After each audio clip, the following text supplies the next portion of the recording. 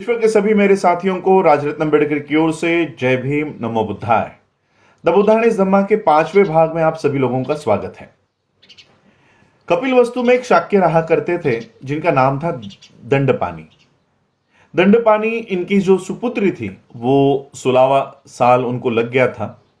तो रीति रिवाज के अनुसार दंडपानी ने उनकी सुपुत्री यशोधरा का स्वयंवर रचाना चाहा और स्वयंवर के लिए पड़ोसी देश के जितने भी युवा थे, जितने भी राजकुमार थे, उनको वो बुलावा इन सभी देशों के युवाओं को भेज दिया गया। और एक बुलावा सिद्धार्थ गौतम को भी मिला। सिद्धार्थ गौतम भी अपना 16वां साल पूरा कर चुके थे और शुद्धोधन और महाप्रजापति भी चाहते थे कि सिद्धार्थ की शादी करवाई जाए। और महाप्रजापति ने शुद्धोधन ने उनको इस स्वयंवर, सिद्धार्थ गौतम को इस स्वयंवर में जाने की सूचना दी। सिद्धार्थ भी स्वयंवर में जाने के लिए तैयार हुए। जब वो स्वयंवर के लिए पहुंचे तो सभी युवाओं को देखने के बाद यशोधरा ने सिद्धार्थ गौतम को चुना। जब सिद्धार्थ गौतम को यशोधरा ने चुना और ये बात दंडपानी यानी उनके पिता को पता चली तो वो इतने खुश नहीं थे।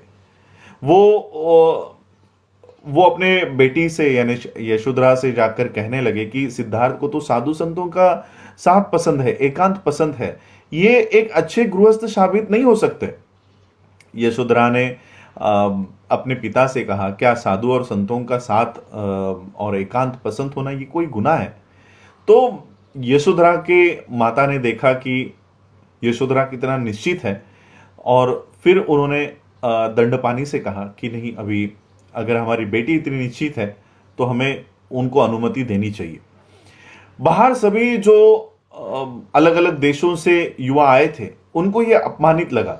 उनको ये लगा कि कम से कम यशोधरा ने कोई परीक्षा रखनी चाहिए थी, कोई प्रतियोगिता रखनी चाहिए थी, इस तरह से हमारा अपमान नहीं करना चाहिए था। लेकिन फिर भी सभी युवा शांत थे। उनको लग रहा था कि दंडपानी कम से कम कोई परीक्षा लेंगे। तो सभी युवाओं का गुस्सा देखते हुए दंडपानी ने और सभी युवाओं ने मांग की कि कम से कम धनुर्विद्या की परीक्षा होनी चाहिए। सिद्धार्थ पहले इस परीक्षा के लिए तैयार नहीं थे, लेकिन चन्न जो उनके सारथी थे, सिद्धार्थ के सारथी थे, उन्होंने बताया कि अगर सिद्धार्थ इस परीक्षा को पार नहीं करते हैं, इस प्रतियोगिता में भाग नहीं लेंगे, तो उनके पिता के लिए यानी शुद्धोधन के लिए कितना शर्मनाक होगा, उनके माता के लिए कितना, पूरे परिवार के लिए कितना शर्मनाक होगा, और केवल उनके लिए नहीं, ये यशोधरा के लिए भी कितना शर्मनाक होगा। तो चन्न की इस बातों को मानते हुए सिद्धार्थ इस धनुर्विद्या में भाग लेने में तैयार हो गए।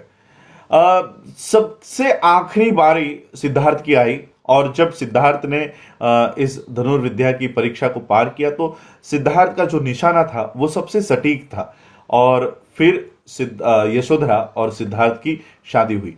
कई सालों के बाद सिद्धार्थ और यशोधरा को राहुल नाम का पुत्र पैदा हुआ।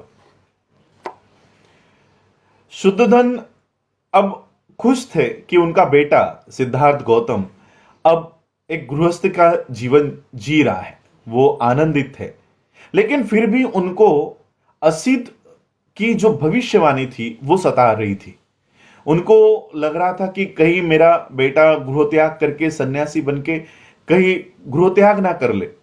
इसलिए शुद्धोधन ने उनके एक महामंत्री थे, पुरोहित थे, उनको बुलाया, उदाइन को बुलाया और उदाइन को कहा कि हमको सिद्धार्थ को काम भोगों में और ये सब विलास में उसको जकड़े रखना है।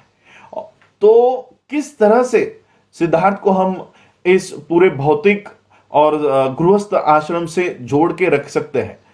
शुद्धोधन ने अपने बेटे के लिए 3 अलग अलग महल बनवाए थे, एक गर्मी के लिए, एक सर्दी के लिए और एक बरसात के लिए। इस तरह से सारे भोग विलास के साधन शुद्धोधन ने अपने बेटे के लिए खड़े किए थे। उदाइन ने और एक संकल्पना रखी कि सिद्धार्थ को इस काम भोगों में आसक्त रखने के लिए उनके लिए एक अनंतपुर बनवाया जाए, एक ऐसा घर जहां पर विश्व की सभी सुंदरियाओं को, सुंदर सुंदर स्त्रियों को वहां पर रखा जाए। तो इस अनंतपुर की तैयारी कर दी गई। उदाइन ने सबसे अच्छी अच्छी सुंदर सुंदर अप्सराओं जैसी लड़कियों को उस अनंतपुर में लाया और उस अनंतपुर की उन लड़कियों को उदाइन ने समझाकर बताया कि किस तरह से उनको सिद्धार्थ को इन सारी बातों में, काम भोगों में अटकाए रखना है, उसमें आसक्त करवाना है। और सभी स्त्रियां तैयार हो गई। सिद्धार्थ जब आया करते थे तो ये सारी स्त्रियां उनको लुभाने में लग जाती थी, लेकिन सिद्धार्थ का मन कभी विचलित नहीं हुआ।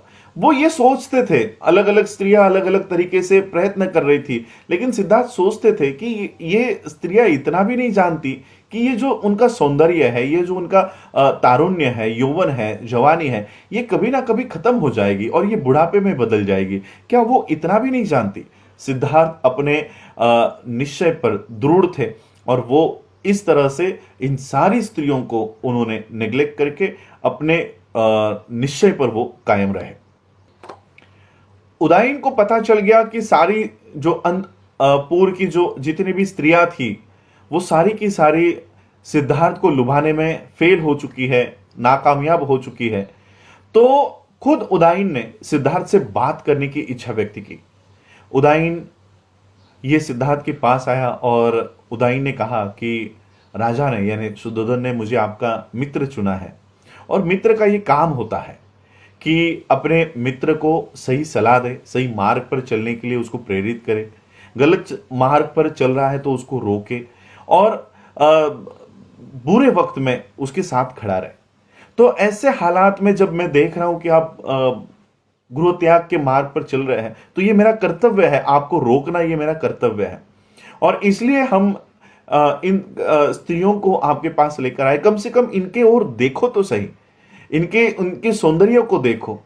और जो स्त्रियां ऋषियों तक को मोह डालती थी, क्या वो स्त्रियों का कोई आप आदर नहीं कर सकते? इस तरह से कई सारी बातें उदाइन ने सिद्धार्थ को समझाई। सिद्धार्थ ने उदाइन को जवाब दिया, रिप्लाई दिया। सिद्धार्थ ने कहा, मैं किसी का अपमान नहीं करना चाहता, मैं किसी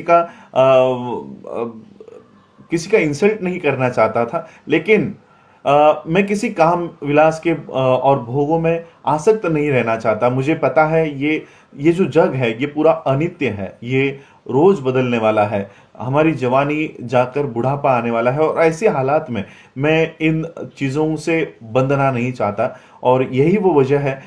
इसलिए मैंने इन स्त्रियों के अपमान करने के लिए नहीं, मैं अपने आप के निश्चय पर दृढ़ रहने के लिए मैं इस तरह का मैंने बर्ताव किया। तो सारी बातें उदाइन को ये पता चल गई। उदाइन भी निशब्द हो गए, सिद्धार्थ को क्या जवाब दे और सिद्धार्थ की बताई हुई बातों को किस तरह से उनका खंडन करे ये उदाइन को पता नहीं चल रहा था। उदाइन ने ये सारी बातें राजा को, शुद्धोधन को बताई। शुद्धोधन को पता चल गया कि किस तरफ सिद्धार्थ का झुकाव चल रहा है, किस तरफ सिद्धार्थ मार्गक्रमण कर रहे हैं। ये सारी बातें शुद्धोधन को पता चल गई और जो अनंतपुर बनाया गया था वो अनंतपुर बंद करवा दिया गया और इस तरह से सिद्धार्थ इन सारी चीज़ों से अलिप्त होकर अपने दृढ़ निश्चय के पथ पर चलने लग गए। शाक्यों का एक संघ हुआ करता था। हर शाक्य जो 20 साल की आयु पार कर लेता था उसको उस शाक्य संघ में प्रवेश करना ये कंपलसरी हुआ करता था। और जब शुद्धोधन ने देखा कि सिद्धार्थ अब 20 साल की उम्र का हो गए हैं, तब शुद्धोधन ने शाक्यों के जो पुरोहित हुआ करते थे उनको संदेशा भिजवाया कि सिद्धार्थ अब इस शाक्य संघ के सदस्य बनने वाले हैं। शाक्य संघ के पुरोहित ने ये एक सभा बुलवाई। शाक्यों का एक सभा घर हुआ करता था जिनको संस्थाघर कहा करते थे। तो इस संस्थाघर में सारी मीटिंग्स हुआ करती थी, सभा हुआ करती थी। तो इसी तरह की सभा सिद्धार्थ को सदस्य बनाने के लिए बुलवाई गई और इनका एक नियम हुआ करता था कि कोई भी विषय हो, ये उस बैठक में 3 बार जब तक इसके ऊपर बहुमत पास नहीं होता तब तक कोई निर्णय नहीं लिया जाता था। तो सिद्धार्थ को जब सदस्य बनाने की जो ये सभा चल रही थी तो पुरोहित ने 3 बार इसको पूछा गया और जब किसी ने भी इसका विरोध नहीं किया तब जाकर सिद्धार्थ इस शाक्य संघ के सदस्य बन गए। शाक्यों का उस यानी जो शाक्य संघ के सदस्य है, हर शाक्य का वो कर्तव्य हुआ करता था कि शाक्यों की भलाई के लिए वो अपने तन मन धन से वहां पर लड़े और कोई भी क्राइम वो ना करे, कोई भी गुनाह ना करे। और शाक्यों ने जो निर्णय लिया है उसके पीछे हर शाक्यों को दृढ़ता पूर्वक उनको खड़ा रहना, ये उस शाक्य संघ के नियम हुआ करते थे। तो सिद्धार्थ गौतम 20 साल की आयु पूरी होने पर इस शाक्य संघ के सदस्य बन गए। आगे चलकर हम दूसरे एपिसोड में देखेंगे कि शाक्य संघ से सिद्धार्थ की जो बहस हुई और फिर उनको जो गृह त्याग करने की बारी आई, वो अगले एपिसोड में देखेंगे। आप लोगों ने आज मुझे सुना, उसके लिए आभार, धन्यवाद। जय भीम, जय भारत, जय बुद्ध।